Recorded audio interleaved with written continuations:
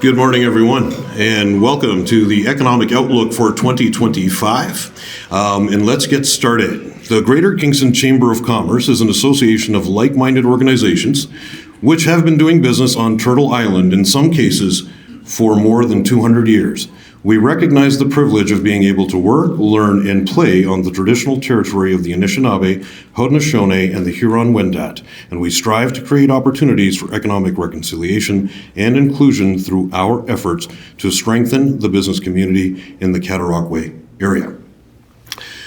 We'd like to thank our sponsors, without whom these events are not possible. So we'd like to thank Peak Benefits, our partner sponsor, and Veritas Law, our supporting sponsor. Thank you so much. We'd also like to thank the wonderful folks here at Doubletree by Hilton. Wonderful venue, wonderful space. Thank you for the wonderful treats and coffee. And above all, considering the turbulent times that we're all trying to navigate, we're going to receive some insightful discussion and information for all of us. But to all of you that are here this morning, I'd like to say, we like to celebrate all of you. Our resilient community here in Kingston. We are Kingston. A round of applause for everyone here this morning. Thank you.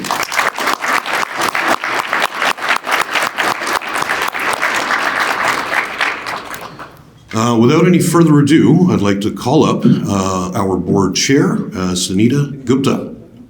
Please welcome Sunita Gupta.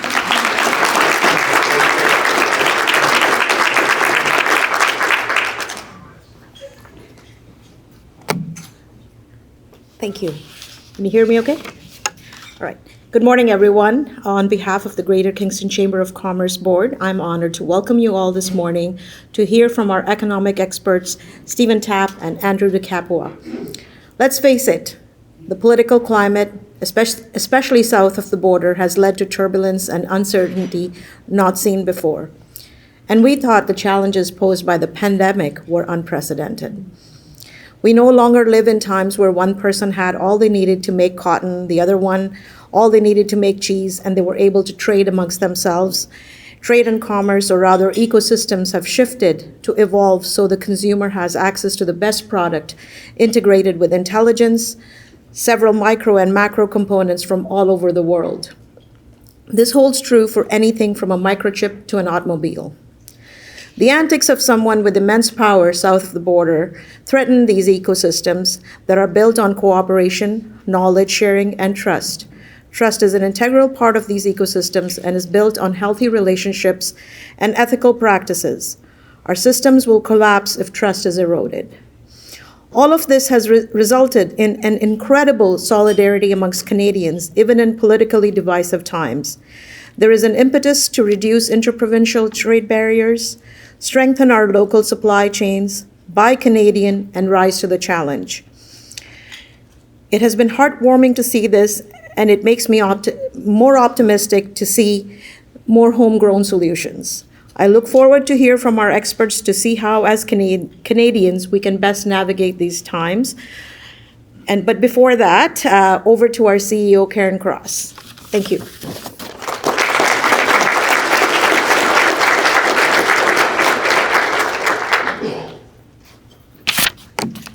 Good morning, and thank you, Sunita. Welcome to the 2025 Economic Outlook. As businesses continue to grapple with inflationary pressures, new challenges are on the horizon. This makes today's conversation both timely and essential as we navigate a year marked by economic and political uncertainties. In this challenging environment, businesses must adapt their strategies to stay resilient and competitive. By staying informed about economic trends, government policies, and industry developments, businesses can better anticipate and address the obstacles ahead. The Greater Kingston Chamber of Commerce remains unwavering in our commitment to empowering the local business community. We will continue to collaborate with all levels of government and our business partners, Economic Development, Tourism Kingston, Kingston Accommodation Partners, and the Downtown Association.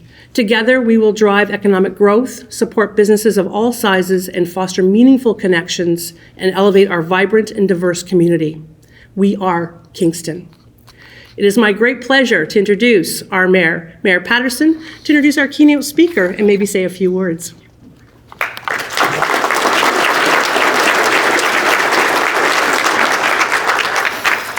Well, thanks very much, Karen. Good morning, everybody. It is wonderful to see all of you here today. And I do want to congratulate the Kingston Chamber of Commerce for putting together an event that, as has already been said this morning, is incredibly timely, incredibly important for our community.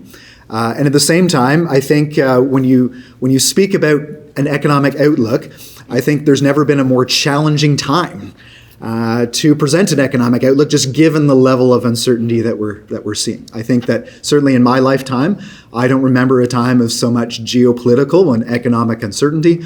I get up every morning wondering what on earth is going to happen today. I'm sure that you feel the same way. So the task of being able to forecast, being able to predict what is coming, I think is a very daunting one. But I am here this morning to tell you that you are in very good hands with the keynote speaker today. Stephen Tapp and I go way back 25 years ago. He and I both came to Kingston at the same time to study together in the master's program in economics at Queen's University. So I got to know Stephen and his wife Colette at that point as well. And of course, after that, Stephen went on, as did I, to do a PhD in economics at Queen's as well. But Stephen is the chief economist of the Canadian Chamber of Commerce, but he has 20 plus years of experience, a real storied career. He's been at Export Development Canada, the Bank of Canada, the Parliamentary Budget Office, Finance Canada. So I can assure you today that when Stephen gets up to speak, that he knows what he's talking about. And I think if there was anyone up to the challenge of being able to predict in an age of unpredictability, it is certainly Stephen. So, folks, would you please join me in welcoming to the podium Stephen Tapp.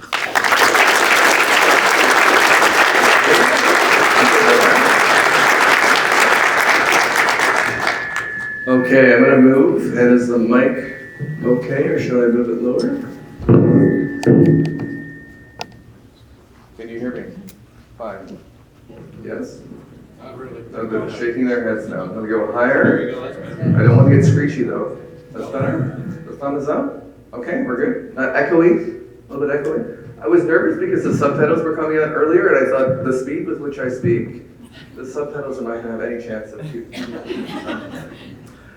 So thank you to Brian for the introduction. It is true that he and I both started, it was in 2000, so literally 25 years ago. Brian was tutoring and teaching, and Brian was probably the smartest person in our class. So I'm happy to hear that you guys have him running the city and being the mayor for the last decade.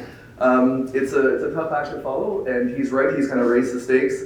This is a very hard time to go through the economic outlook discussions, but we do think there are some things that we can kind of put our feet on solid ground and have some sense of what's happening. I asked for a title slide that showed the beautifulness of Kingston and how nice it is. I spent 6 years in Kingston, and I always like kind of that shot.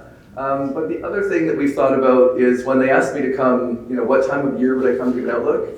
My preference would not have been February 20th, but we did this again last year in February. But of course, we know Kingston is a little bit nicer, kind of in the spring and the summer area. But I think this picture kind of captures a little bit of sentiment right now. I was stuck in a snowstorm in Toronto last week on the way back from coming west. And my son had a hockey tournament in Montreal. And Sunday morning, we were playing for the bronze medal game. There was a lot of things that happened. There was a gas leak. We got kind of kicked out of the arena. We came back. There was a snowstorm. So I think we're in this sort of situation where there's tons of uncertainty. There's a lot of pressure right now on Canadian businesses, on chambers of commerce, on Andrew and I are kind of doing endless analysis of what could be and what Trump is doing. But I think when we look through the data and when we have kind of a clear and solid view of things, I do think this is kind of not the bottom one that's snapped off at the bottom, more the taller tree that's kind of bending there. We are bending, but I think the economy overall has not broken yet, and I think there's good reason to believe that we will probably make it through this if we get through the kind of Trump second term. So the plan for the talk today is there are going to be kind of 4 different sections that we'll talk about. I'm going to lead off, and I'm going to talk about, first, just set the context with a little bit of discussion of what's happening kind of beyond our borders, a few global slides, talk about the U.S. economy, of course, the U.S. economy being super important. I will then turn to discuss what's happening on the business side for Canadian businesses, and then Canadian consumers. Andrew will pick up, he's got lots of material on Trump's tariff threats, so we're going to do that in some detail. And we will close with some more specific slides to what's happening in Kingston's local economy. And I think similarly there in the bending, not breaking, Kingston's economy has done relatively well over the last little while. We see employment up, we see business conditions and business numbers up as well. So things are doing better than I think might be expected. And if you talk to economists back before in the pandemic, we had high inflation, we had high interest rates. I think most would have thought we'd have a big recession by now, and we had modest growth and challenges, but we've kind of gotten through. So that's a little bit of the headline of what I was saying. Again, I'll start with the global economy, and there's lots of charts. So I'm going to kind of PDF this package. I'll send it to Karen. Everybody can have, I don't know how many slides we have, 50 slides. So if you miss a number, don't worry, you'll be able to pick it up later on. This is just showing you a bar chart for what global GDP growth has been since back when, I don't know if Brian was mayor. Probably not in 2005, but I was doing my PhD in 2005, so this is like going back a long time when I had thicker hair. In 2005, we had the two recessions, right? So we had the global financial crisis in 2008 and 9, and GDP growth globally actually turned negative in the global financial crisis, and then again, obviously, during the COVID recession. But if you look at that sort of last business cycle, what you'll see is the forecast now for 2025, the year that we're in 2026, is for global growth of about 3%.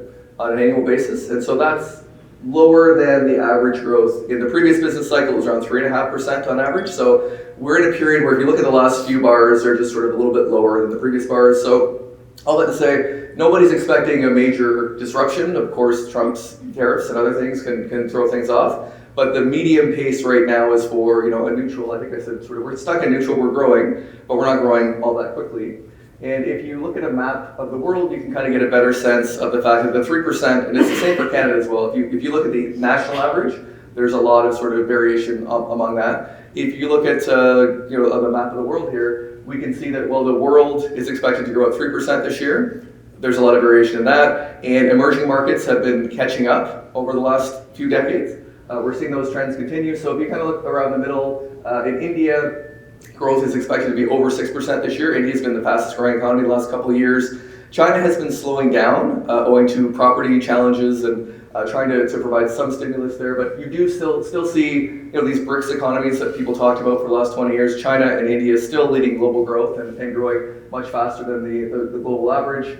A lot more action and excitement in the Middle East. So you see Saudi Arabia spending lots of money, a lot of activity and action happening there. So the charts are a little bit kind of darker in that central area. When you shift to the center and think about European economy, I mentioned the overall growth of 3%, developed economies being a little bit worse than that. Europe is actually feeling a lot of pressures, both from Russia's invasion of Ukraine, which hit energy prices, which had a lot more implications on them than the rest of the world. Germany's economy has actually been in recession for 2 years in a row. They're dealing with both the energy shock that they had, but also this switch from traditional, if you drive an Audi or a BMW, you're really excited about these cars, but they've had trouble switching over to the EV lane, and with a lot of competition from other places. So Germany, kind of for Italy, growth is positive, but not particularly positive. And then in North America, we'll talk a lot more about North America, but the expectation is that the US will lead growth this year, with Mexico kind of bringing up the bottom there. So that's a quick look at the global economy, just in way of a map. I'm going to talk about U.S. economy just for a little bit. To talk, again, going back to when I was still doing my PhD here before the last business cycle, we had the slowdown in global financial crisis. If you look at these two lines, I'm showing you the U.S. economy, which is in blue, and then the aqua color there is the overall OECD average. And these lines kind of move together during the last business cycle. From 2007 coming all the way up until 2019, before the pandemic hit, they were more or less indistinguishable. And what you've seen emerge since the pre-pandemic period, I think there's a lot of different reasons why the US economy has done better. They did not lock down to the same extent in the pandemic as other places, so they didn't close their economy to the same extent. But they had lots of fiscal stimulus. So there were big programs that were handed out to businesses and households. There was a lot of savings that were kind of built up as people couldn't spend money and they were locked inside their houses. And as everybody knows, US consumers like to spend, and the US consumer has been kind of pushing and driving global growth. On the business side, we've seen a lot more dynamism. So business starts and startups and entrepreneurs in the retail space and online in the US have been going gangbusters. We haven't seen that to the same extent in Canada, and productivity in the US has picked up and our productivity has not picked up. So you've seen this kind of big gap emerge now between the US is really beating all other advanced economies, and so that's why we have US exceptionalism in that slide.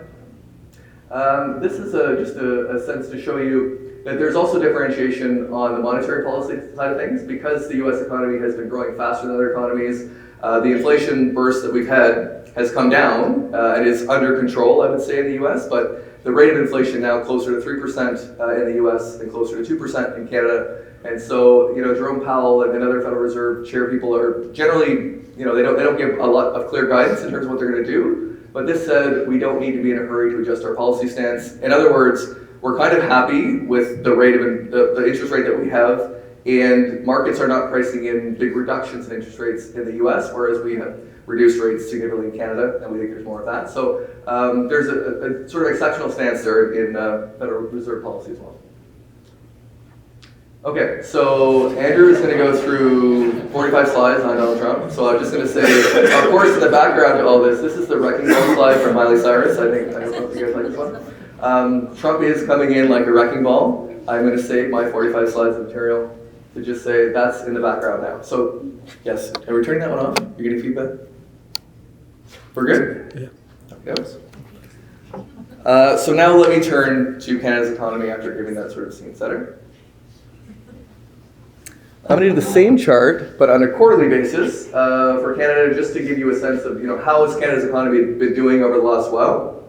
And if you look on a quarterly basis, these are the growth rates. I've drawn in that red dash line what our best estimates are, what the Canada's potential output would be, which has been around 2.5% over the last couple of years. And so the headline there, I think, is pretty clear that Canada's economy in 2023 and 2024, well, I said we avoided a major downturn, major recession. It's clear that the economy is not performing up to snuff and as well as I think potential output has been over that last period. And we do see a slowdown in potential output growth coming into this year. That is related to a slowdown in overall population growth due to restraints that the government is imposing on immigration. And so that's sort of slowing overall headline growth. But because the Bank of Canada has reduced rates over the last 6 months from 5% down to 3%, the expectation, and again you see in italics, so if I could make them screamy and louder, markets have not really priced in a significant way a massive dislocation from Trump's tariffs. And so the assumption is going forward, let's say there's some sanity that prevails and we don't have tariffs,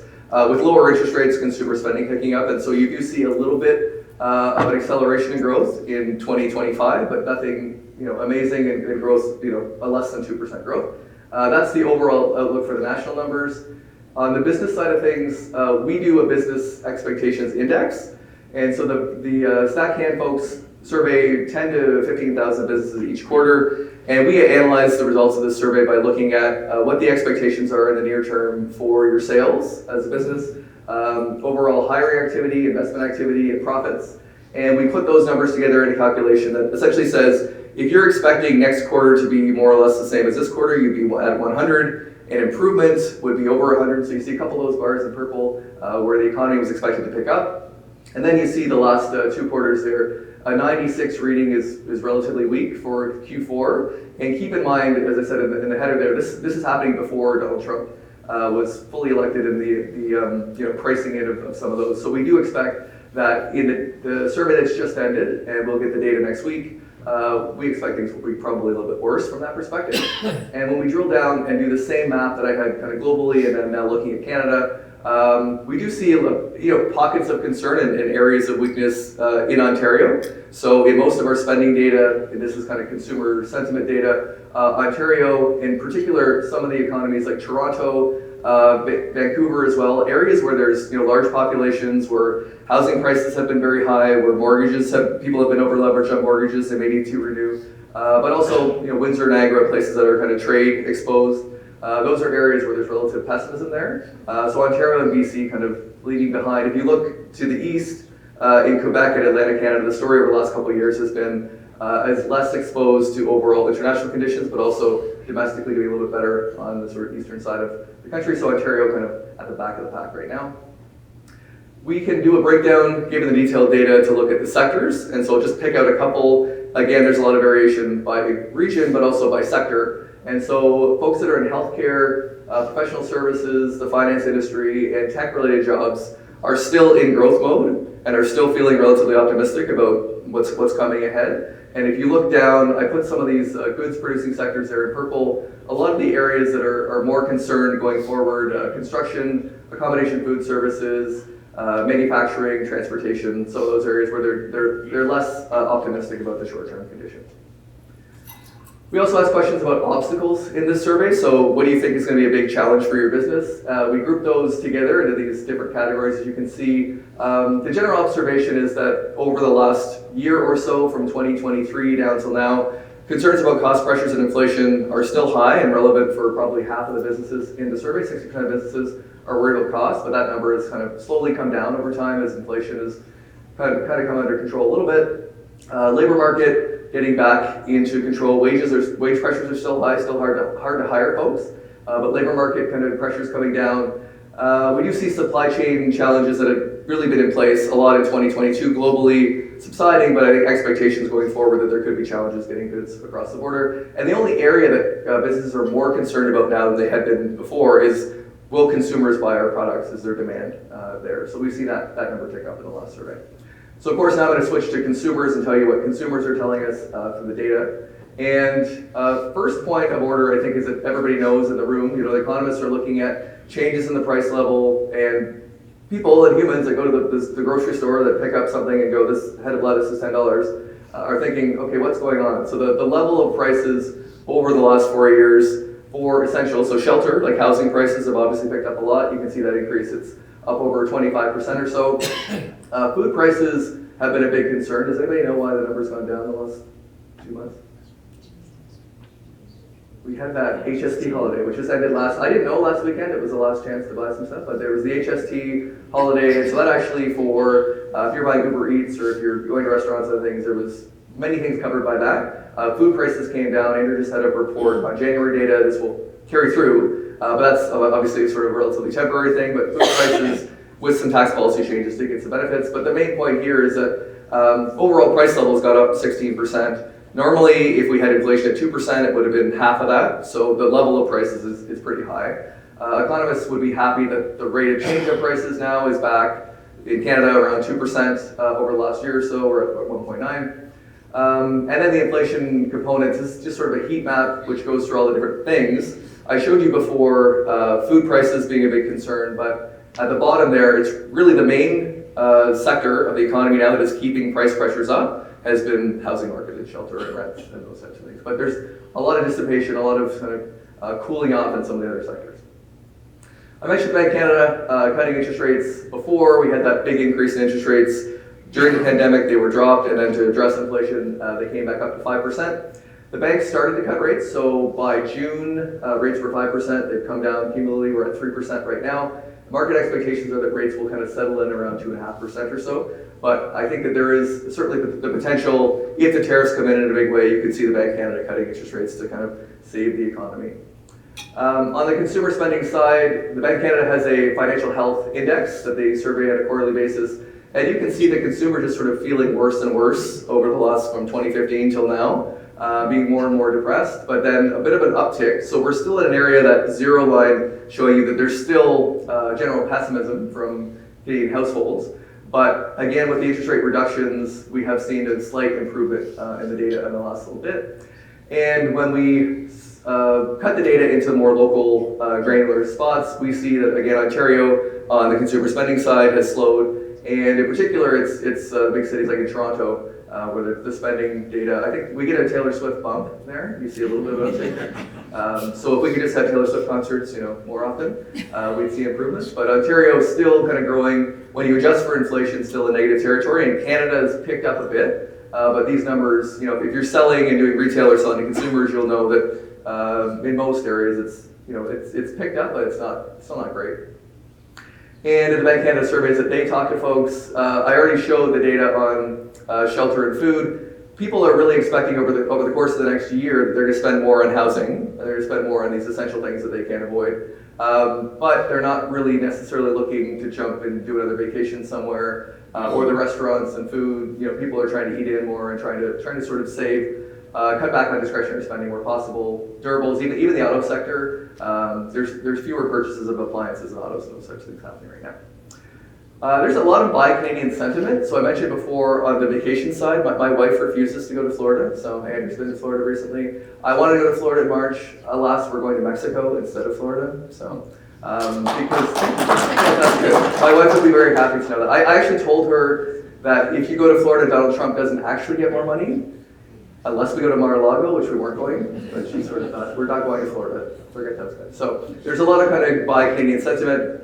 I do think Kingston being kind of a tourist town as well, you're going to see a lot of people that will not be, going to the States. So there could be both a reduction in the Canadian dollar, which would be helpful, but also a lot of Canadian tourists looking to stay local and say, okay, maybe we'll do Toronto, Ottawa, Kingston, maybe we'll do that. So there could be some upside to that. And, there was a hockey game on Saturday. There's a big game tonight. I'm really pumped about this. Canadians were vociferously booing the national anthem. There's a lot of anxiety, there's a lot of kind of pent-up anger on this, and so I think we're feeling like buying Canadian or buying local is a way to kind of, punch the Americans in the face without literally punching them in the face. So we'll see. I'm very hopeful that we win tonight. Okay, so there's a bit on buy Canadian. I'm going to do just a few predictions before I turn it over to Andrew. I talked about the dollar a lot. I drawn the line there to see the dollar was around 72, 73 cents Canadian. Trump has been elected in November. We've seen the dollar, a lot more uncertainty, people moving into the US dollar for kind of a safety currency. And the interest rate differential I talked about, where the Federal Reserve is kind of holding the line and Bank of Canada's cutting. These are all factors which we expect. If we do get bigger tariff changes and impacts, that there could be a weaker dollar. We could be, we're in 69 cents. It could be lower than that. I was in the bank 20 years ago. The dollar was 62 cents. I don't expect we're going to be in a kind of 62-cent dollar world, but if tariffs come in a big way, the 66, 65-cent dollar would not be completely, crazy. We mentioned immigration just briefly, and we talked about this last year. It's growth in the population has been over 3% the last few years. The local governments recognized that there was a lot of pressures on healthcare system, on infrastructure, on rents and other things. So they have basically in their numbers, and so this is more of a forecast from us to say, they are expecting essentially negative growth of the population this year and next year, which has never happened. It's certainly possible if they hit the brakes this quickly, it will have impacts on businesses. We are seeing a slowdown in the population numbers. I don't expect that we will actually see us going, from 3% down to 0, which would really have a big impact on the economy in an election year as well. So we do think immigration will slow this year. There will be challenges on that, but I don't expect the government will fully hit the brakes to the extent that they say that they're trying to do. And finally, our productivity numbers have been very bad, surprisingly bad. These are sort of negative numbers for, I think it's 15 of the last 18 quarters. We had negative productivity growth. Economists are trying to figure out why this is happening. Part of this was a shift in the pandemic in terms of the composition of jobs. Part of this is because of the fact that we had high levels of immigration and people are working kind of fewer hours or at jobs that don't pay the same amount of money. We have sort of composition effect as well. I'm hopeful that in 2025, some of these numbers will be less bad. We're going to get a big productivity revival. But there's a lot of pressure now on people to kind of find efficiencies and figure out how they can improve things. So we do think the productivity numbers will look a little bit better. Andrew is going to talk. So Andrew is our principal economist at the Canadian Chamber of Commerce. He is going to do his own version of whatever Trump is doing south of the border. So here you go.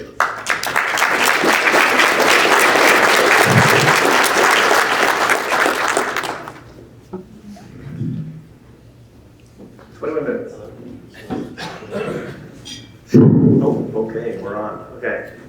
Can everyone hear me? Yep. Okay, great. So thanks very much, Steve. I don't usually check my blood pressure, but recently I've been getting very good at monitoring it. And so a warning, this presentation will increase your blood pressure, unfortunately. So hopefully by the end of it, we'll be able to make sense of things and better understand it. But it's been a weird time, right? It's been a lot of booing, bullying, and boycotting, right? I heard some clapping in the back there. This is it. Okay, here we go. So we're sort of in this, we're in Trump's world. We're trying to react to everything that he is saying. And it really is the return of the art of the deal, or rather the art of the international deal. But don't worry, we have the team. We've got the premiers there visiting DC on February 12th. There really has been this Team Canada approach, right? The Prime Minister, the premiers and the business community has risen up to the challenge facing, with the threats facing the country, of course. But there's been a little bit of, divergence between what approach we should take. We know that Premier Danielle Smith was not willing to sign, a communique. Most recently, I think it was about a month ago, after one of the meetings of the Federation, Council of Federations, due to export restrictions. So, we're all one big happy family when we go down south, but there's a lot of voices going down south, and it's quite confusing, to say the least. Okay, there we go. So Steve was making fun of the fact that I went down to Florida. So November 25th in 2024, so in the fall, I was down in Florida. I was at my grandmother's place, and typical, and CNN was on in the background, and all of a sudden I hear Trump is expected to impose 25% tariffs on Canada, Mexico, and 10% on China. And I'm like, there goes my vacation. This happened in 2018, if we recall back in that time. This was the constant barrage of threats, sectoral threats on autos, steel and aluminum. Things have definitely escalated and have become more wide-reaching.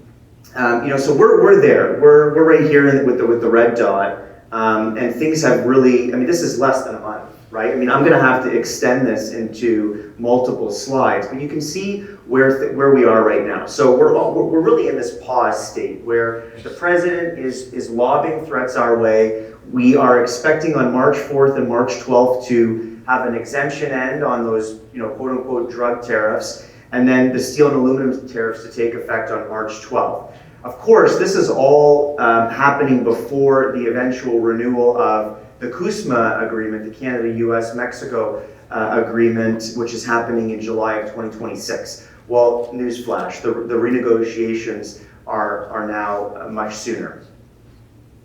So I thought I'd maybe provide a couple slides of context just to maybe talk about the Canada-US relationship. We always talk about how we make things together, it's highly integrated supply chain, but I think this visual really sums it up, right? We all love our hamburgers, maybe not all of us, but I love my hamburgers. And you can see that it's not just the auto supply chain that is integrated, it's the agriculture supply chain. And if you take a look at the chart on the right, most of what we send down to the United States are intermediate inputs. So this is the lumber into American homes, it's the auto parts to American automobiles, it's the oil that fuels the American economy that they pay for, and they get a discount rather to their benchmark price, WTI. So 60% of what we send down is inputs for them to make stuff.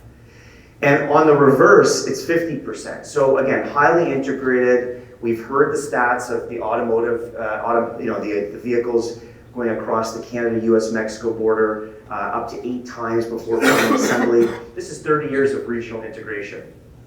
And this is, again, just to visualize it. So goods exports on the left, goods imports from the United States on the right. So you can see most of the trade is in motor vehicles, consumer goods, metal products, forestry. But the large, this is, if you bucket all of this, it's manufacturing, right? 60% and 84% respectively. If you just have it in terms of product categories, it's energy, right? We send mostly energy down to the United States. And then of course on the import side, it's a large part of it here is motor vehicles and parts, because we have those supply chains in Windsor and southwestern Ontario. So there are a lot of known unknowns. Things just keep being tweeted. We have impromptu, executive orders, press conferences from the Oval Office. There's a lot of things going on. We're hearing about drugs that Canada's. We have fentanyl labs. We're importing fentanyl down to the United States. We've heard China, Mexico, 51st state. At the end of the day, I think things are really becoming a little bit clearer in terms of what the president is trying to do. He's trying to raise money. He has created the External Revenue Service, and he is fixated on reducing America's trade deficits with many partner countries. These are the things that matter, and regardless of the economics of it, it's all to be seen as fighting for American jobs, getting a deal, and getting countries to even send their own planes to take their citizens back. In the case of Colombia, that whole episode of the president deporting citizens or illegal immigrants rather back to Colombia. The president didn't like the photos of what was happening, so he sent his own plane. And the president proudly tweeted that the president of Colombia was sending his own plane to bring back illegal immigrants. So, it's really just a show. And there are no more auditions, by the way. I mean, I just take a look at the headshot here. I couldn't have done one better myself. You can see the J.D. Vance, Donald Trump contrast there. But the president really has since day one, he has used the executive office, his strong mandate, to implement his policy agenda, and doing it in front of everybody at the Capital One Arena with all of his supporters, thousands of supporters in the Capital One Arena on January 20th on Inauguration Day. But really the most important executive order that really started this whole thing was the America First Trade Policy Executive Order, which really starts a couple things. It directs various U.S. government departments to start looking at trade deficits, unfair trade practices, and tariff rates from partner countries, and recommend tariff rates and policies to remedy this. We keep hearing about April. April is when we are expecting to receive reports from the Department of Commerce and the U.S. Trade Representative to direct the president to actually implement some of these policies. This also started the consultations of the Canada-U.S.-Mexico trade agreement. So things are in motion, and so lots of, even though we know we're hearing lots of threats, the departments are studying these things. They're going to have very detailed facts, and they're going to recommend to the president actions in April. It kind of started all with this, with the drug war, right? So the executive order imposing duties to address the flow of illicit drugs across our northern border. The president, in order to unlock these powers, had to declare a national emergency at the northern border. The markets tanked about 2% the morning on February 3rd, the day before these were supposed to be implemented. Then they sent out their spin doctor there, Kevin Hassett, director of the National Economic Council, who said on CNBC that this is not a trade war, this is a drug war. So, you can see that the president probably noticed that markets were down, they had to spin this, and of course we got a 30-day exemption from this to calm markets and to maybe come back with a little bit of a different plan. But one thing we know that was in place for a number of months, and for some countries a number of years, was steel and aluminum tariffs. These two sectors are very important to the president for whatever reason. They are two sectors the president wants to increase domestic production. Under the Section 232 national security, last time around in 2018, the president directed the USTR, the Department of Commerce, to study this and to do reports. This executive order links back to those reports and starts to say, well, there's a surge in imports from countries on these two products. Which countries are affected? Canada, UAE, Mexico, as the top top suppliers rather of steel and aluminum. These sectors have been in the decline in the United States for a number of years now. Canada really has a competitive advantage when it comes to aluminum on the energy side. It's very energy intensive, so the hydroelectricity component where we produce aluminum in Quebec, in Saguenay, it's advantageous for the United States to import their aluminum from Canada. But we know, now that we've gone through this episode, the U.S. International Trade Commission actually studied this, and they found that this was a net negative for all downstream manufacturing sectors. It raised prices and costs for a number of different sectors. It resulted in manufacturing job losses of over $75,000. Some estimates say that 8,000 direct jobs were created, but on net, the manufacturing sector, because this increased costs, actually ended up costing the sector $3.5 billion, when it brought in $2.5 billion to steel and aluminum. So it's a sector very near and dear to the president's heart, but it doesn't make a lot of sense. And we can see on the Canada side, when we look at exports, the threat was initiated in 2018. We saw this stockpiling of about 20%. By the end of it, when the tariffs ended, that was a reduction in our exports of these goods to the United States of about 42%. So all in all, this wiped about $2.4 billion out of our exports to the United States. Just so this is a little bit of an example.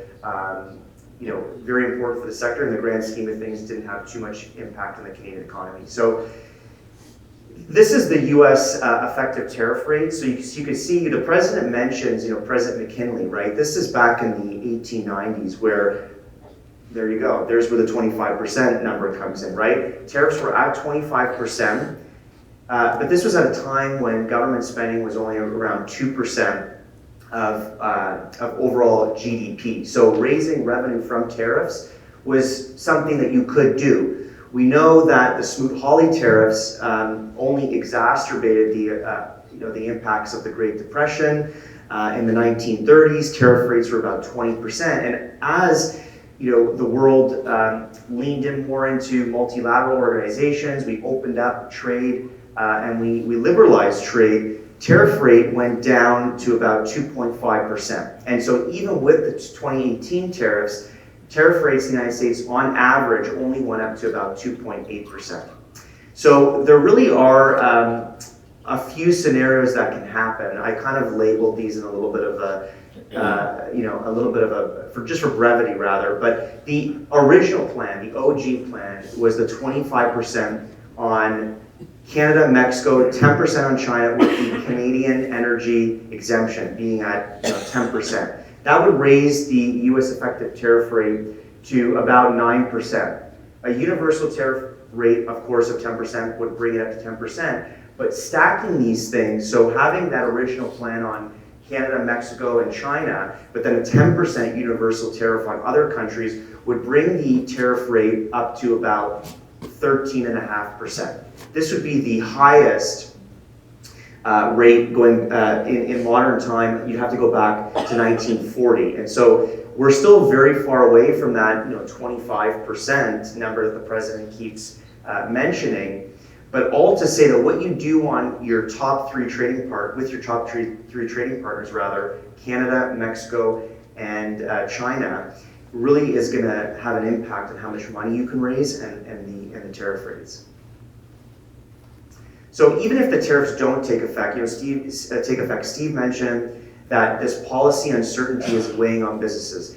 It is very difficult, I don't have to tell this audience, to plan in an environment where you're just always checking your phone, you're unsure about the economic conditions, you're unsure about the regulatory environment. Under Trump 1.0, these were at record levels. So this measure looks at trade policy uncertainty in terms of mentions in newspapers. You'd have to go back to NAFTA to see a little bit of a spike, and even then the axis was adjusted to account for that. Trump 2.0, we're now even past that measure. So we need to be comfortable with being uncomfortable, and we need to just take a deep breath and wait for, plan, prepare, do scenario analysis, look at the risks to your businesses, but wait till things come into effect, because a lot of this is just noise. The Bank of Canada asked businesses what the impact of the U.S. election would have on their business operations. This was back in the fall, but it's no surprise that businesses indicated higher input costs. They knew that there was going to be more frictions added to the border. Higher prices, lower sales, lower investment, lower employment, and of course the one that was impacted the most was export sales. So businesses were anticipating this from the president. So at the Canadian Chamber, we partnered with Canadian economist Trevor Toome to do modeling of what the impacts would be on a 25% retaliatory all-in trade war. Canada would be disproportionately impacted. This would reduce Canadian GDP growth by 2.6%. Steve mentioned that we're expecting the Canadian economy to grow at 1.7%, so you kind of get an idea of how deep the hole would be. This is, of course, not taking into account the federal government response, which we know would happen, and of course the monetary policy response to support the Canadian economic, the Canadian consumer, households, and businesses.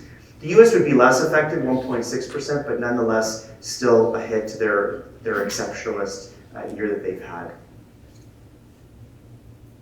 So, I mentioned the premiers and, how they're going down to DC and they're being very vocal, but some of them have a lot more to lose than others. You take a look at trade intensity, so how much you take goods, exports plus imports, and you divide that by their local economy, and you look at goods exports good exports to the United States as a share of their total export basket, you can see that New Brunswick, Ontario, Alberta, and Quebec are the ones that are the most trade exposed. That if there was a reduction in Canadian exports to the United States, that's a larger share of their economy and would have a larger impact on their businesses, on employment, etc. So, these are provinces that have more to lose, and it makes sense why they're being so vocal. We also did this at the city level. Steve recently put out a blog and an interactive tool on the Business Data Lab website that looks at cities' impact. So similar exercise looking at U.S. export intensity, so U.S. goods exports as a share of local economies, 41 cities across the country, as well as how much of those goods are headed to the United States. So a measure of U.S. goods export dependence. So if we take a look here, I don't know if you can see, so you can see Kingston there, kind of just below the Canadian average.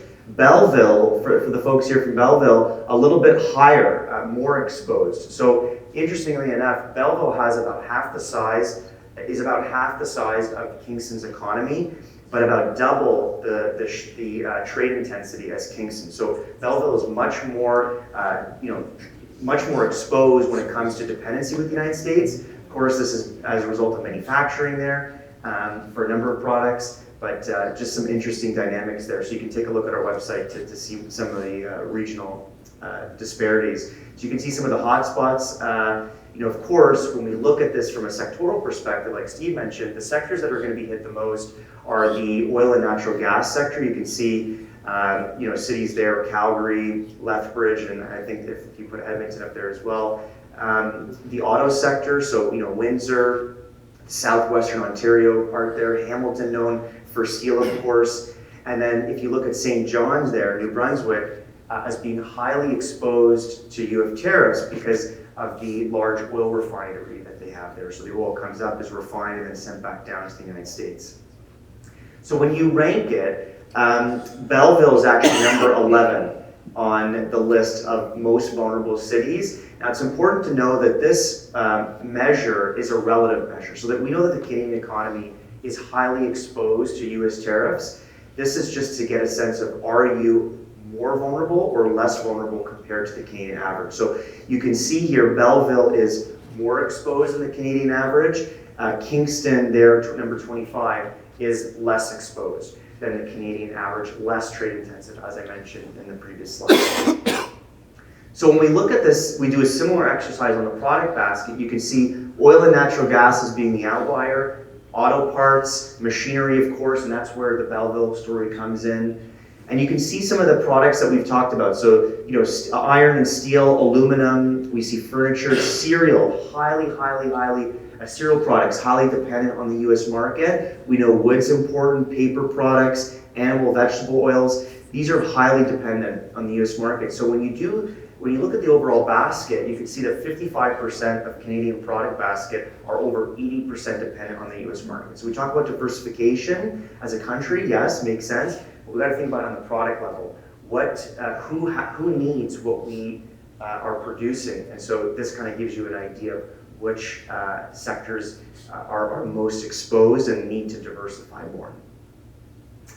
So on the retaliation side, this is from Trevor Toome, Canadian economist Trevor Toome. So on the Canadian retaliation side, we know that in order to enact change, we're going to need to have some pressure from local representatives, senators, representatives across the country in the United States. 33 US states are up for Senate midterm elections in 2026. I've highlighted some states here that are up for re-election that were Trump supporters, Trump strongholds rather. Tennessee, North Carolina, South Carolina, Iowa, Georgia went Democrat, but still it's sort of a swing state there. These are states that are highly exposed to Canada's retaliatory tariff list. Of course, this wasn't implemented, but it could be, and so you can see some of the pressure points. Montana I mentioned there because it's an interesting case of where trade with Canada represents about 16% of Montana's GDP. So an interesting, choke point there in terms of putting pressure on the Americans. So I mentioned briefly about the president wanting to raise revenues from tariffs. So we did some quick estimates at the chamber. This is assuming no trade diversion or trade volume reduction. So just taking the trade volumes as they are right now. This would just putting 25% tariffs on Canada, Mexico, 10% on China would raise about $250 billion. To put this into context, this is about half of what the annual cost was for Trump's 2017 tax cuts. So in the grand scheme of things, even if you put a 10% tariffs on all US imports and assuming that the US doesn't import less, that would only really raise about $400 billion a year. That's a lot of money, right? The US consumer is one of the wealthiest, and it's a country that can raise revenue with tariffs because we know that the world wants to sell to American consumers, but still not enough to put a dent and change the finances of the federal government in the United States. Nonetheless, a lot of money, and the president sees that. Okay, so this is just, we're going to go through these quickly, but really just to say that the Canadian Chamber has put out a number of tools. We put up the Canada-US Trade Tracker, so I invite all of you to take a look at it on our website. Helps you just really better understand the Canada-US relationship. You can select a province or territory and get a better sense of the trade flows between provinces and states. You can see what the top products are on the export and import side, as well as what are the top American state trading partners for the provinces, how many exporters in Ontario or other provinces are exporting to the United States, etc. Same thing on the US side. So taking a look at trade from a US state perspective in American dollars, what the top export and imports are, and of course, what are the top trading partners. So in the case of Michigan, of course, on the auto sector side, you can see Ontario being the significant outlier there in terms of Canadian trading partner. And of course, we wanted to highlight this relationship. Over 30 American states have Canada as their top export destination. So we wanted to highlight a couple things here in terms of which states are our biggest partners. And so Steve mentioned that we'll just close it off here with a little bit of the Kingston economy outlook. So Steve mentioned that Kingston's labor market is holding up better than the average. You can see this is a screenshot taken from our business conditions terminal available on our website, which is a pretty, it's a high frequency tool that allows you to get a sense of business conditions in a number of cities and provinces across the country. You can see that employment as early as December data here, employment's up 7.5% from last year. So that's good news. And of course, the unemployment rate here is down 0.4, which is obviously going in the opposite direction of the Canadian economy. So good news in terms of the Kingston labor market that you can take a look at on our website. And another more granular part of the tool is active businesses. So looking at, is the Kingston economy adding businesses or losing businesses? And you can see that when the data started in 2015, you had about 3,000 businesses. You now have close to 4,000 businesses. So some decently strong growth, and you can compare this to other cities and other parts of the country to kind of get do a little bit of a market intelligence exercise. So some positive news amid a lot of the negative news, but nonetheless, just to highlight that we have some tools there for you to play around with. So just to summarize from Steve and I's presentation, the U.S. economy is doing fine. That's good. When the U.S. economy is doing well, that's good for us. Of course, this uncertainty is not good for us. We don't think that this is going to be resolved anytime soon. So hopefully cooler heads will prevail, but that's going to be a downside risk in the Canadian economy. Canada's economy is holding up. Kingston's economy, based on some of these higher frequency, more regional metrics, is holding up better than the Canadian economy on average, all things considered. But Ontario is lagging behind higher property costs, just also being disproportionately affected by this uncertainty and the global context. Consumer spending is improving. Of course, affordability is a major concern. As Steve showed, price levels are, we saw that one drop, but they're still quite elevated. People are unable to afford basic items, and so that's going to be something that we're going to have to pay attention to in the coming years. And of course, business sentiment is weak. This is going to lead to bad decisions. Of course, uncertainty is not a great planning environment. And this is only going to further exacerbate the investment pause that we've had in Canada. And of course, we've kind of had an investment drought in Canada. So we really do need to find ways to differentiate ourselves with the United States, because we can't go dollar for dollar with the United States. We have to increase competition. We have to increase the vibrant Canadian economy, because otherwise people they're not going to want to invest here. So this is going to be a big domestic policy issue for Canada. And I'll leave it there. In terms of what can be done, just quickly, don't panic. Understand the risks to your specific businesses. Diversify if you can. There's a lot of great tools out there. Of course, Export Development Canada can help. Try to reduce costs as much as you can. For policymakers in the room, of course, there's going to need to be a response to support job losses if that comes to it. But it really is, as I mentioned, time for bold policies in terms of reducing internal trade barriers and increasing just competition in Canada and creating a good business environment. And for chambers, of course, use our tools. We'll continue to kind of increase our tool count, as well as increase the breadth of what we're sharing. So would invite you to take a look at that. Thanks very much.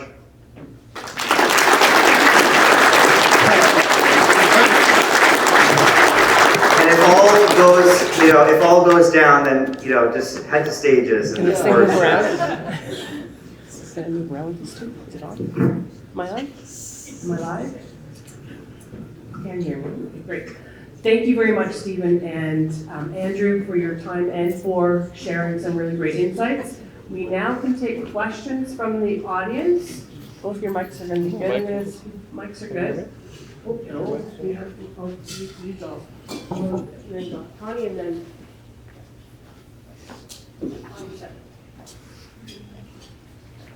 Thank you. You touched on internal trade barriers at the end of your presentation. Can you perhaps provide a little more context or information on your thoughts on what can Canada do to remove interprovincial trade barriers? How realistic is that to happen? How quickly will that happen? And if it does happen, what sort of buffering would there be on the impacts of retaliatory trade war with the U.S.? Can you hear me can you hear me? No. Oh, I didn't turn my thing back on. Hello? Can you hear me now? Oh, yep. Screechy? Okay. I think the internal trade barriers is a topic that maybe Brian and I were talking about 25 years ago. So it's not a new issue, but I think people are seeing this as an opportunity, as Andrew said. If we're going to be hit with shocks beyond our border and things that we can't control, that there are areas that we can control. Maybe I need to move away from that thing. Is that probably better? And so internal trade barriers are one where making it easier for us to trade within Canada's economy would be a good thing. There's lots of economists who've done some estimates about the size of these trade barriers and their impact. And some of the best ones, Trevor Toon's done a lot of work, and so some of the work he's done on internal trade barriers suggest that there would be overall, if you reduced these trade barriers significantly, you could have a positive impact of 3 or 4% of GDP. Those numbers are pretty big. And in the state of what we talked about for the shock from abroad, it is thought that we could be hit with a shock of 2 or 3% from Trump. But if we look internal and we try to improve the resilience and improve the functioning of our markets, if you look at kind of like the European market, they had reduced barriers a lot. They're still having challenges with their external competitiveness and other things, but they reduced in the 90s, and the euro and other things improved a lot.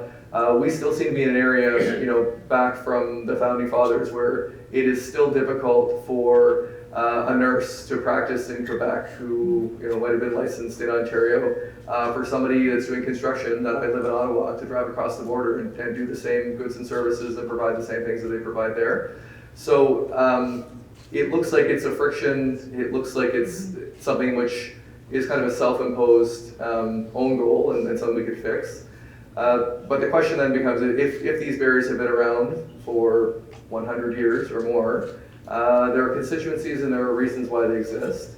Some of the things that could be done, there has been a new Canada kind of free trade agreement in 2017. The sort of Western provinces have pulled together and tried to do, I think the easiest way to do this is not to have, we have 13 securities regulators in Ontario and Quebec and other things. One way to do it, which is easier, is to not get 13 people in a room and decide what the level is and what the standard is, and say, okay, Quebec has its standard, they want French involved in this, they want their own rules. If you mutually recognize, so if you say if something is fit in the Ontario market, if you produce agriculture and somebody safe to eat, then you should be able to sell that. If you have your wine or your beer, you should be able to sell that other places. So I think the general principle of one where we can mutually recognize each other's regulations would be a good first start. I'm not optimistic that this is a time when people are really looking and figuring out what we can do.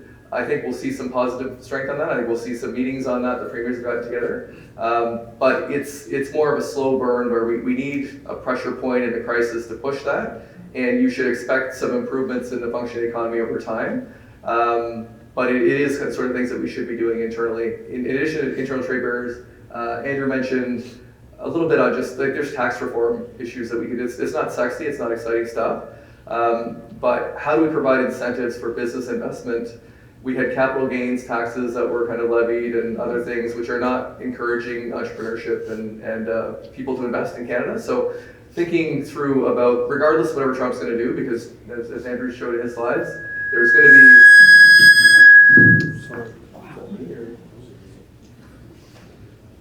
Shall I talk or just wait?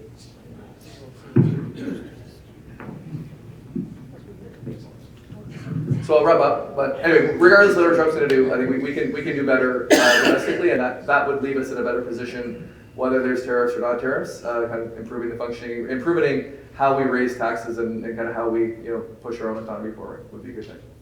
Next question is here. Do you want me to switch? Okay.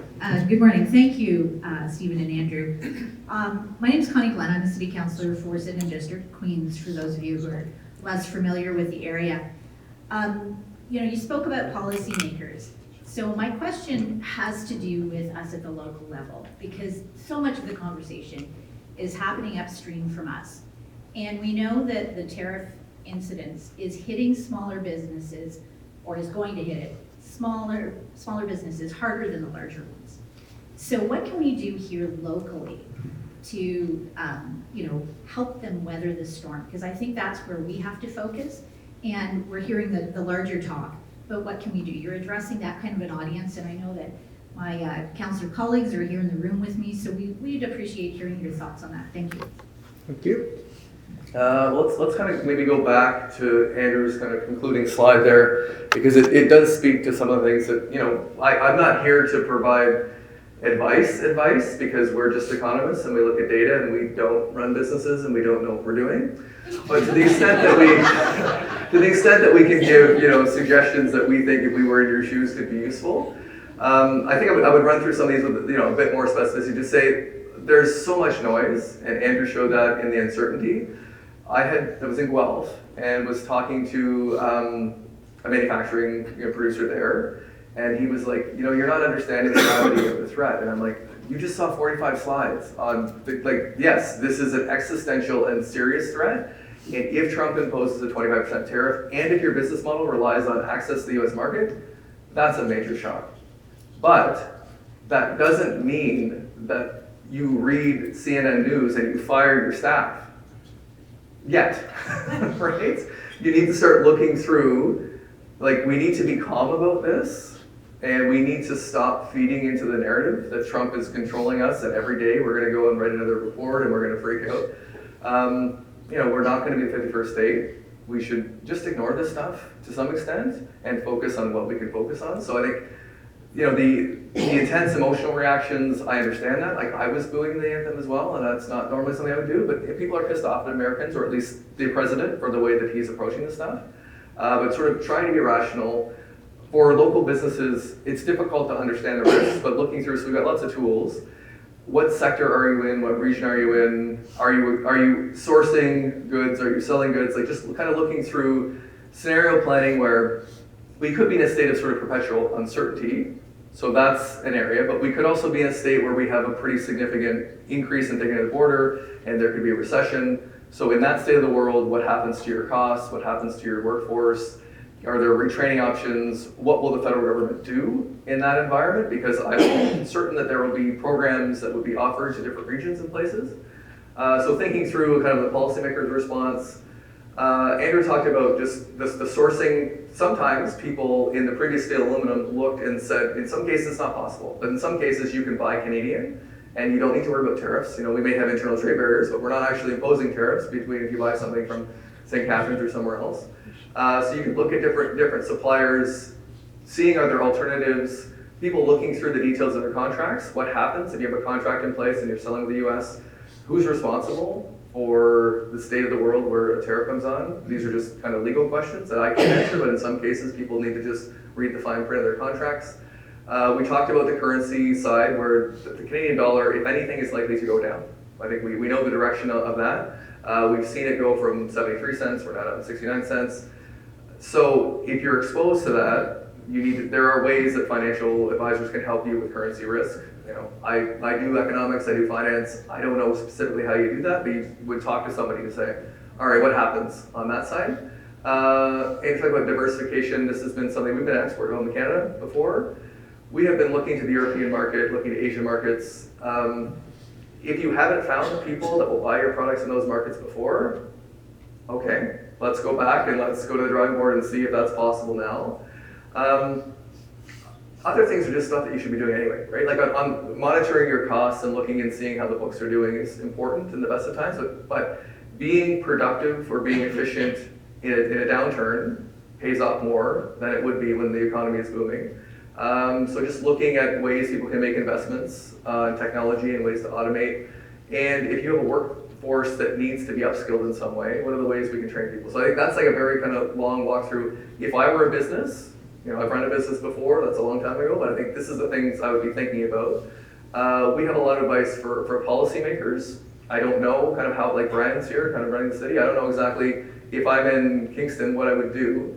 But we know federally, there's going to be a lot of scenario planning there and thinking about the Bank of Canada will likely cut interest rates. So there'll be a monetary policy response, which could happen as quickly as calling a press conference. So that's something which could happen quickly. Fiscal policy is a little bit more constrained because of the fact that we don't have a functional parliament right now. That's a bit of an issue. But if a tariff threat comes in a big way, we could pull parliament back, and that's Candace Lang, our CEO, has been pushing for that. And fiscal policy could be designed to certain sectors or certain regions to provide support. The other thing that I think Andrew said about the chamber side, we're doing the best that we can with numbers and with arguments. It's not obvious that Trump is reading briefing notes and saying, oh, this is an issue. But we do think that the same Team Canada approach before, which was apply pressure at the state level and in Washington, beyond Washington, because Trump will listen to financial market data if the financial markets are worried, and he will listen to people in the US that are voting for him that will say, this is stupid, stop doing this. So, Andrew, do you have anything you want to add on the very long answer that I have? No? Okay, sorry for the long-winded rant, but that's like, these are kind of things as we thought in the presentation slides, like, well, what can we do? These are some of the things that we think. People should not take a feeling of helplessness or, it's all bad. There's some things we can do. We can control our own destiny to some extent, and we can't control what Trump does at all, period. Thank you for your comments. I just want to build on Martin's question in regards to barriers. There's barriers between Canada and the United States that's very obvious right now. There's barriers between province to province. There's barriers between community and community. Those barriers, we need some clarity on them, so we know what we need to do to remove some of them. so we can do business? What happened to the philosophy years ago where we said we're going to think globally and act locally? How do we act locally if there's barriers standing in our way and we have a restricted amount of capital to work on a new vision, and that gets in the road and we burn our capital before we ever get to embrace the opportunity? Now, my question is, do we know what those barriers are? What regulatory stuff is affecting us to do business? How do we write a new vision for ourselves so that we can renew ourselves as a country, as a province, as a community? Thank you. Okay, thank you for that question. I'm not going to have a much deeper, more thorough answer than the first round, but I will say when we look at the regulatory burden on companies, and in survey data, it's often said it's just difficult to run a company in Canada. That's true in lots of different regions. StatCan had a very robust research report this last week where they looked at the impact of regulation in general and showed that regulatory barriers, broadly defined, but at a federal level and provincial level in Canada over the last 10 years have increased by something like 1.7 or 2% a year over time. I do think people have found the last 10 years as business owners to be increasing in terms of the burden of regulation. And when they match their estimates of growing regulation, broadly defined in terms of economic growth, their best estimates are that the economy has grown more slowly by 1 or 2% on a cumulative basis because of the regulations. Your harder question and more micro question is, what are those regulations? There are databases that they have collected at StatCan and developed. As a sort of local community folks and business people, I think businesses know. Like we look at data, but the data reflects what people know and the reality on the ground. The best people to talk to, I think, are just the local business folks who are dealing every day and finding this pebble in their shoe and this barrier to say this is problematic. I don't know. I work in Ottawa. We do data, but I do know, with Karen or other folks here, having discussions among business folks and trying to really order and prioritize, because the real problem I think is bandwidth. We need to figure out what are the big things that we put in the bucket that matter, and then what are things that are going to be inconveniences that we can deal with. And I find for most things having a shorter ordered list and poking away. I don't know what that list is, but having a local committee that goes about prioritizing that and then pushing that is probably a good way forward. Thank you. Next question. Quiet.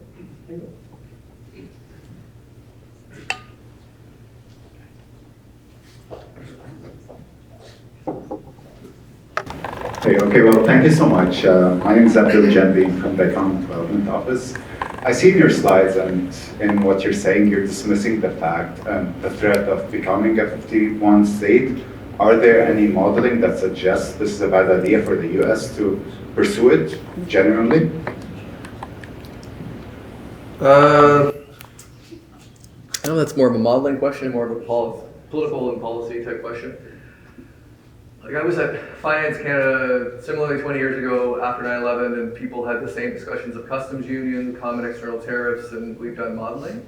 I don't think these are areas where economists can give you any rational argument. This is not an economic argument. I think it's more about economic sovereignty and thinking that Canada is something that's worth fighting for. I think this is a place we want to be.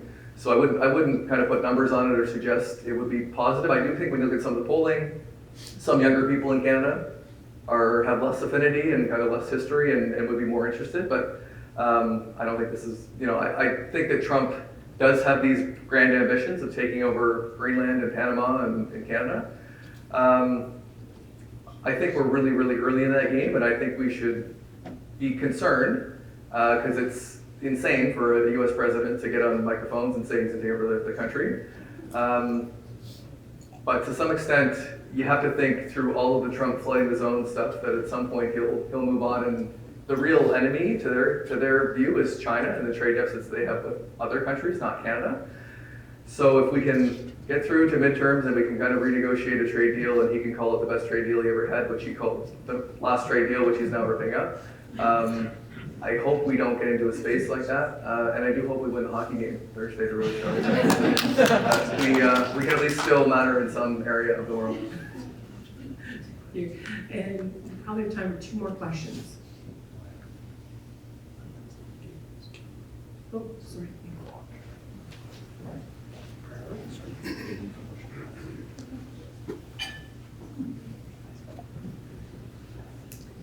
Good morning.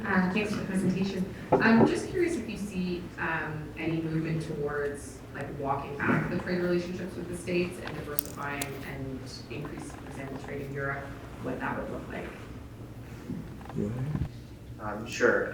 So yeah, it's a great question. We've been talking, as Steve mentioned, we've been talking about diversification for a long time now. Canada is well positioned to do business with important markets around the world. We know we have the CETA agreement with Europe, CPTPP with other Asian countries. You know, the Indo-Pacific's more important now. Australia, I think there was a recent trade mission to Australia. So we know the benefits of diversification. Also, we just need more exporters. We need more Canadian companies to actually want to export.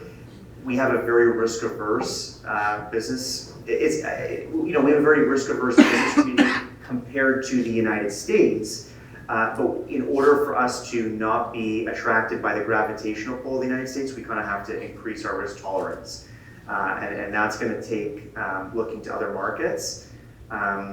It's really hard to replace over $500 billion in contracts. And it's very, at least it was, and hopefully it will return to being very easy to do business in the United States, right? If we had to hop in a car, go down to the States and sort of contract out, we could do that. Shipping costs are lower. We share the same language. I mean, these are things. We will continue to do business with the United States. We're much more in a managed trade environment, right? So we're no longer looking to free trade. We are now, around the world, we are now looking to manage trade, right? And the president has been pretty clear about doing industry-specific carve-outs. Steve mentioned the trade agreement that we did with the United States in 2019, CUSMA, NAFTA 2.0. In that agreement, it was all about preserving market access, right? So if we can preserve as much tariff-free, barrier-free market access to the United States, that's a win, because not a lot of countries around the world had that or will have that. So it's still important to keep the U.S. market.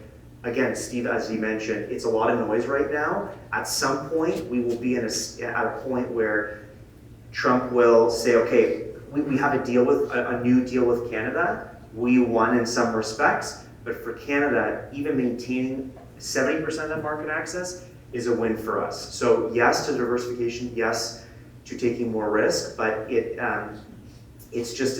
a difficult task, especially if you're a small exporter, to be doing business in other markets where it's just naturally difficult.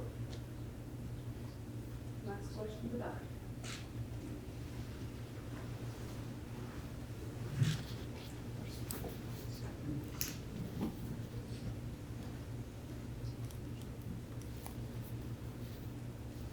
I probably didn't need this mic to be heard, but one final question. Why do we not have our Canadian flag and sing the anthem at these events?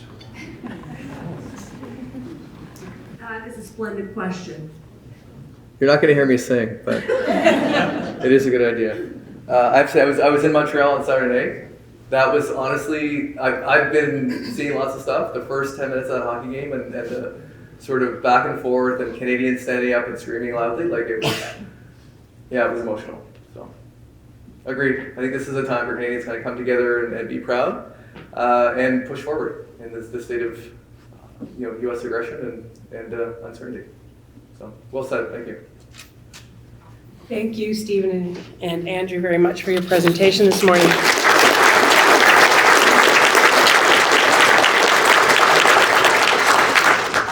As you both say, there's a lot of noise out there, and we need to stop and not listen to as much noise. And I think, what was the top one? Try not to panic. So I think that's my takeaways. No, don't listen to the noise, and let's not panic just yet. There's still more to come, more to learn, and more for us to understand as we move forward. Just a couple of notes. I just want to say, I have a room full of business owners right now, which is fantastic. So I do want to mention if you have forgotten, we do have the Kingston Business Awards coming up very shortly. So please nominate yourself for a business award. You all do excellent work, so let's showcase it on May 15th. That's my pitch. And sorry, go to kingstonchamber.ca and click the button to nominate. There you go, easy peasy. Next is, I just want to say a big thank you. Missed James Media earlier, as you've seen Lucas running around the room. This show has been completely taped. It will be living on our website. Ooh, as well as the deck we will have, as well as if you come to our website, you will see the Data Lab. We do showcase all the Data Lab information there, so it's easy for you to find and locate and do the deep diving into our own community. So it is a great, valuable tool for us all. So that really wraps it up for us today. I want to thank our sponsors again for being here today with us. And last note, don't leave the room, sponsors, or any of the board that are here. It's me here, and photos over on this side. And if I could have our key partners as well. Donna, Megan, see, I can't see, I saw Krista somewhere. Krista's there, where you are. There you are. We just want to do some great photos at the end, seeing as we have Lucas here. So let's make it happen. Thank you, everyone. Have a great rest of your day.